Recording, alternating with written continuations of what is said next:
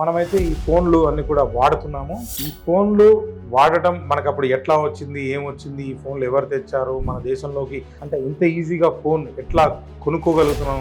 నాకు ఐడియా ఉన్నంత వరకు అయితే 1989లో మా ఇంట్లో ఒక ఫోన్ రావాలంటే ఒక 10,000 రూపాయలు ఏదో కడితే ఏ సంవత్సరానికి 2 సంవత్సరాలకు ఒక టెలిఫోన్, అంటే ఒక మీరు చూసి ఉంటారు పాత ఫోన్. అది నేను వేరే ఊరికి ఫోన్ చేయాలన్నా, వేరే ఒక డిస్టిక్ కి ఫోన్ చేయాలన్నా ట్రంక్ కాల్ అని ఒకటి బుక్ చేసుకొని, వాళ్ళు మధ్యలో ఎవరో ఆపరేటర్ ఉంటారు, ఆ ఆపరేటర్ నుంచి మనం కనెక్ట్ చేస్తే వాళ్ళు మళ్ళీ మనకి కాల్ బ్యాక్ చేసి మళ్ళీ కాల్ మాట్లాడేటువంటి ఈ రకంగా ఉండేది. ఆ తర్వాత స్టేట్ కావచ్చు, వేరే దేశాలు కావచ్చు, ఎస్టీడీ అని, ఏఎస్డి అని, ఇవన్నీ మార్పు చెందుకుంటూ తర్వాత ఈ మొబైల్ రంగం ఎట్లా మన దేశంలోకి వచ్చింది, ఎట్లా దీన్ని మన దేశంలో విస్తృతంగా అంటే ప్రైవేట్ రంగానికి మార్చగలిగారు అని తెలుసుకునేటువంటి ప్రయత్నం మన ఇంటర్వ్యూలో అయితే చేద్దాం.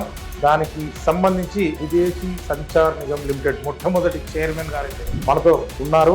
ఒక టెలిఫోన్ కావాలంటే apply no reply telecom department సపరేట్గా ఉంటుంది. అయిన ప్రభుత్వం డబ్బులు లేదు. మీ మార్పు రావాలంటే ఎవరు తీసుకొస్తారు? గవర్నమెంట్ సర్వీస్ తీసుకొస్తారా? నాకన్నా 42 మంది సీనియర్లు ఉన్నప్పటికీ కూడా ఇది సెంట్రల్ పోస్ట్ అయినప్పటికీ కూడా comrade Chowdary you have to go there అన్నాడు.